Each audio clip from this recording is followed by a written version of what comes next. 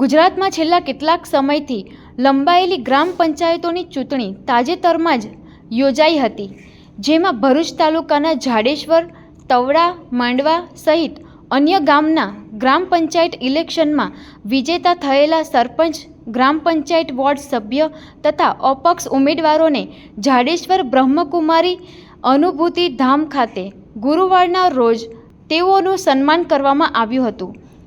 સાથે જ બ્રહ્મકુમારીઝ માઉન્ટ આબુ જ્ઞાન સરોવરના ડાયરેક્ટર અને ભરૂચ સબ ઝોનના ઇન્ચાર્જ પ્રભાદીદીજીએ તેઓને શુભેચ્છાઓ પાઠવી હતી. સાથે જ તેઓએ ગ્રામ પંચાયત સરપંચ અને વોર્ડ તથા અપક્ષ સભ્યોને માર્ગદર્શન આપ્યું હતું કે ગામ લોકોએ આપણી પર વિશ્વાસ મૂકી આપણને વિજેતા બનાવ્યા છે, ત્યારે આપણી પણ ફરજમાં આવે છે કે આપણે ગ્રામને પ્રગતિના પંથે લઈ જવું, ગામને એક મોડલ ગામ બનાવવું, વિકસિત ગામ બનાવવું, તેવો કુશળ અને પારદર્શક વહીવટ કરી દરેક વ્યક્તિને મદદરૂપ થવા પ્રેરણાઓ માર્ગદર્શન આપ્યું હતું.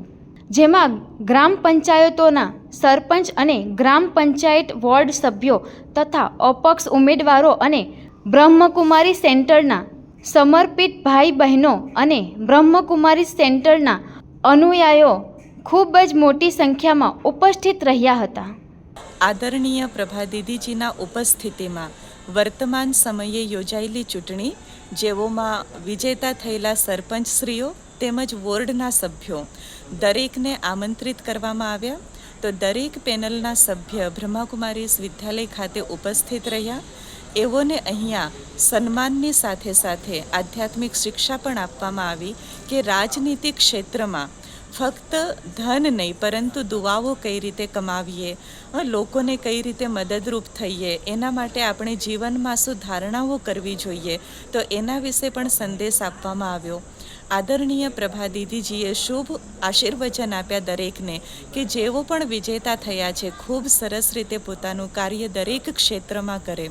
તો આજ રોજ બ્રહ્માકુમારીઝ ખાતે આ સરસ સન્માનનો કાર્યક્રમ યોજવામાં આવ્યો, જેમાં દરેક સભ્યોએ હાજરી આપી.